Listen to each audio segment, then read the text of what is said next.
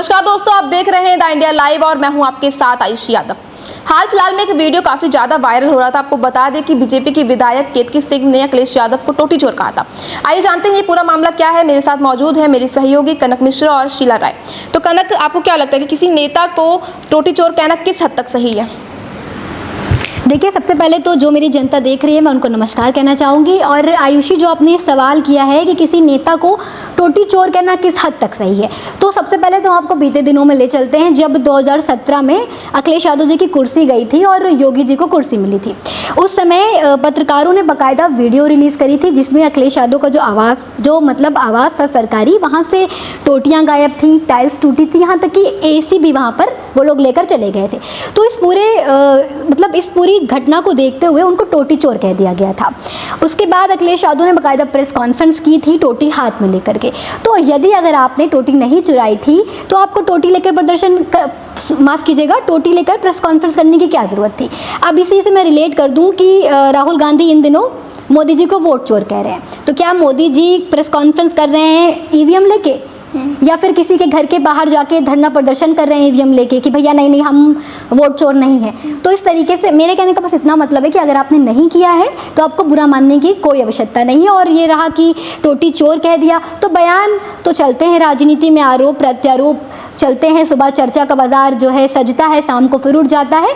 तो ये जो मेरा नज़रिया है उस नज़रिए से कोई बड़ी बात नहीं है। तो शीला जी, आपको क्या लगता है इस खबर को लेकर, आपकी क्या राय है? सबसे पहले तो नमस्कार मेरे सभी दर्शकों को द इंडिया लाइव की तरफ से। जैसे कि ये मामला 2017 से चल रहा है, तो अखिलेश यादव जी को ये बात कहीं ना कहीं बहुत बुरी लगी है कि उन्हें टोटी चोर कहा गया है। देखिए, चोर शब्द ही अपने आप में इतना अपमानजनक शब्द है जो किसी को भी बोला जाएगा तो बुरा लगेगा, फिर चाहे वो बात टोटी चोर की हो या फिर वो बात वोट चोर की हो। दोनों ही शब्द में चोर है। और ये शब्द तो अपने आप में है ही है जो अच्छा नहीं लगे किसी को भी। रही बात अब अखिलेश यादव की, हम बात करते हैं जिन पे आरोप लगाया गया है।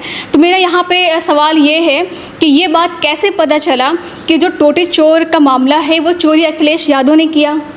ये अगर उन्होंने किया तो क्या इस पर कोई कार्रवाई हुई है?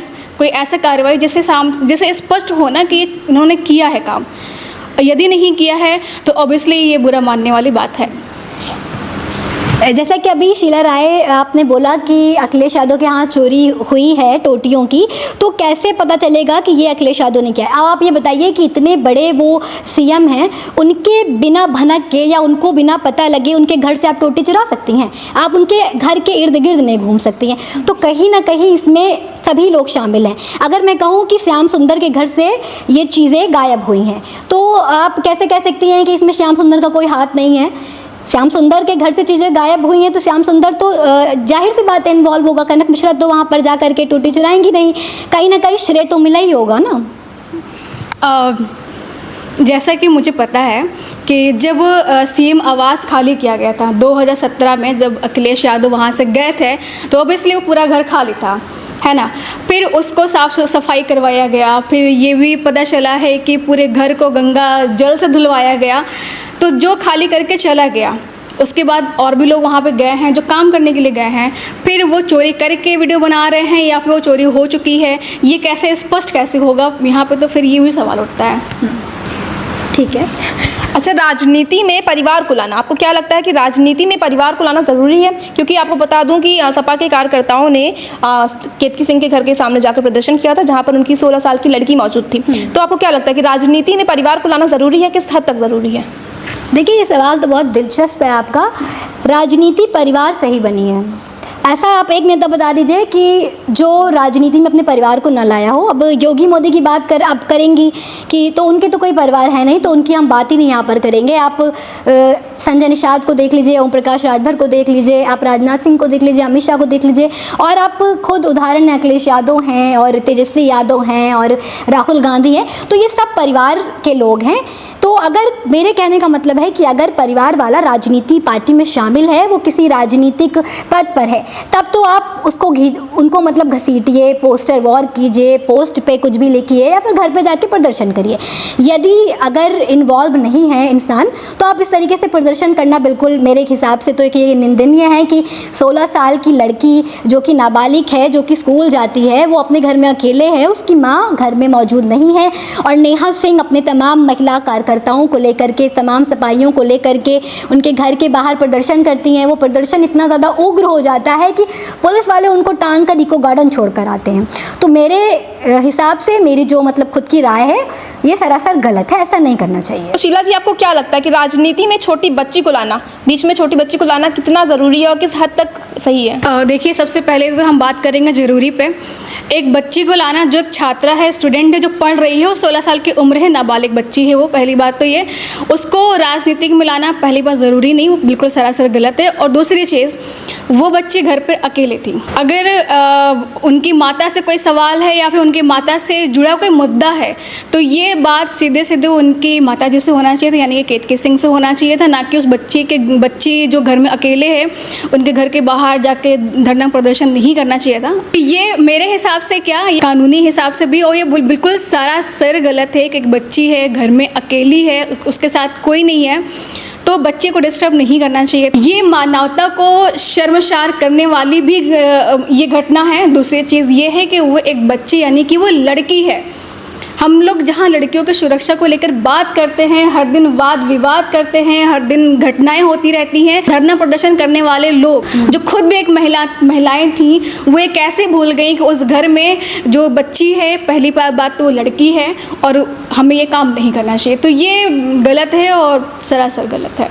तो हाल फिलहाल में खबर सामने निकल कर आई थी कि 2017 में जब अखिलेश यादव ने आवास खाली किया था तो पूरे आवास को गंगा जल से धुलाया गया था। क्या योगी सरकार को ये आवास गंगा जल से धुलाना ज़रूरी था? आपको क्या लगता है कि गंगा जल से किसी आवास को धुलाना किस हद तक सही है? सबसे पहले चीज़ तो हिंदू धर्म में देखा जाए तो जो पानी होता है, जल होता है, वो अपने आप में गंगा जल होता है, ठीक है। उसके लिए अलग से हमें गंगा जल की ज़रूरत नहीं होती है। तो अगर हम नॉर्मली हम लोग भी अपने घर के साफ़ सफाई करते हैं, झाड़ू लगाते हैं, पोछा लगाते हैं, धुलाई करते हैं, तो हमें गंगा जल की ज़रूरत नहीं है। आपने पानी से साफ़ किया तो घर साफ़ हो जाता है। और फिर गंगा जल से घर धुलवाने का क्या मतलब है? क्या हम ये, क्योंकि हमने जहाँ तक मुझे पता है गंगा जल लोग छिड़काव करते हैं या फिर यूज़ करते हैं किसी चीज़ को शुद्ध करने के लिए। लाइक कोई पवित्र हो गया, कुछ पवित्र हो गया तो शुद्ध कर दो भैया, गंगा जल छिड़क दो तो शुद्ध हो जाता है। तो क्या अखिलेश यादव के वहाँ पर होने से, उस आवास में होने से, क्या वो आवास अशुद्ध हो गया था जिसको साफ़ करने के लिए, शुद्ध करने के लिए गंगा जल की ज़रूरत पड़ी? लेकिन क्यों? आप साफ़ सफाई तो नॉर्मली होती है ना, तो उससे भी हो सकता था। तो यहाँ पर गंगा जल से वो पूरा आवास को साफ़ करवाना, ये भी बहुत बड़ा अपमान है। आप उन्हें सरासर अपमान कर रहे हैं कि भाई तुम यहाँ थे, तुम्हारे होने से ये पूरा अशुद्ध हो चुका है, हम वापस से शुद्ध करें। तो मेरा तो यहाँ पर ये कहना है, आप आवास को गंगा जल से मत शुद्ध कराइए, पूरा तोड़ के नया ही बनवा लीजिए ना फिर। तो कनक जी, आपको क्या लगता है, किस पर आपकी क्या राय है? देखिए, ये सवाल जो है आपका, ये बहुत ही दिलचस्प है और इस पर मैं अपनी खुल के प्रतिक्रिया रखूंगी। हम अगर कोई नया मकान खरीदते हैं तो हमें नहीं पता है कि वो मकान किसका है, उस मकान में कौन रह रहा है। यदि हमें पता भी है तो हम हिंदू धर्म के अनुसार, हम वहाँ पर सनातनी होने के अनुसार उसका पूजा पाठ करते हैं, उसका शुद्धिकरण करते हैं, वहाँ पर जाकर के एक विशेष पूजा करते हैं। तो उस तरीके से अगर उसको गंगा जल से धुलवाया गया है तो ये कोई गलत बात नहीं है ना। गंगा जल कोई गलत चीज़ तो होती नहीं है। अब देखिए, अखिलेश यादव का क्या है कि वो कभी भी बात का बतंगड़ बनाने के लिए पीछे तो रहते नहीं हैं, और फिर राजनीति में कोई पीछे नहीं रहता, चाहे वो अखिलेश हो चाहे वो योगी हो। हल्की सी चिंगारी मिलती है तो उसको आग लगा देते हैं। तो उस तरीके से बस योगी सरकार ने वहाँ पर धुल दिया, उस गंगा जल से धुल दिया, तो उसको एक मुद्दा बना लिया कि भाई हम ओबीसी हैं, बैकवर्ड हैं, तो इसलिए धुलाया गया है। तो कहीं ना कहीं ये सिर्फ एक राजनीतिक चर्चा है, इसको सिर्फ राजनीति उछाल है, क्योंकि उनको अपनी पीढ़ी का जो नारा है वो बरकरार रखना है कि पिछड़ा, दलित, अल्पसंख्यक, उनको इस पर कायम रहना है। तो बस ये एक अपने वोटरों को साधने के लिए एक राजनीतिक चाल थी। बाकी अगर हम इसमें विशेष कुछ देखें तो इतना कुछ था नहीं कि आवास को धुलवाया गया तो वो बुरा मान गए। अच्छा कनक, तो आवास धुलवाना तो ठीक है, लेकिन मंदिर धुलवाना ये किस हद तक सही है? देखिए आयुषी, जो आप ये बोल रहे हैं कि मंदिर धुलवाना किस हद तक सही है, तो देखिए भाजपाइयों ने धुलवाया था वो मंदिर, योगी जी तो गए नहीं थे मंदिर धुलवाने। अब देखिए, एज आ पत्रकार अगर मैं आपको बताऊं तो ये सब एक राजनीति होती है। राजनीति के चलते उन्होंने जो वहाँ पे भाजपाई थे वो अपने आप को मीडिया में लाने के लिए, फेम पाने के लिए, वायरल होने के लिए ये सारी चीज़ें उन्होंने की कि चलिए हम आवाज़ धुलवा दें, तो सिपाही उनको उनके ऊपर निशाना साध दिए और ये मामला तूल पकड़ गया। ये सरासर गलत है, मंदिर तो नहीं धुलवाना चाहिए था, लेकिन इसमें सरकार का इन्वॉल्वमेंट है कि नहीं है, इससे मैं सहमत नहीं हूँ। तो दोस्तों, आज आपने देखा कि हमने अपने सहयोगी से मिलकर इस मुद्दे पर तमाम बातें करी, आखिरकार जानने का प्रयास किया कि आखिरकार राजनीति में क्या चल रहा है। तो आपकी इस खबर को लेकर क्या राय है, हमें कमेंट्स करके जरूर बताएं और ऐसी ही तमाम चर्चा को देखने के लिए बने रहें और देखते रहें द इंडिया लाइव।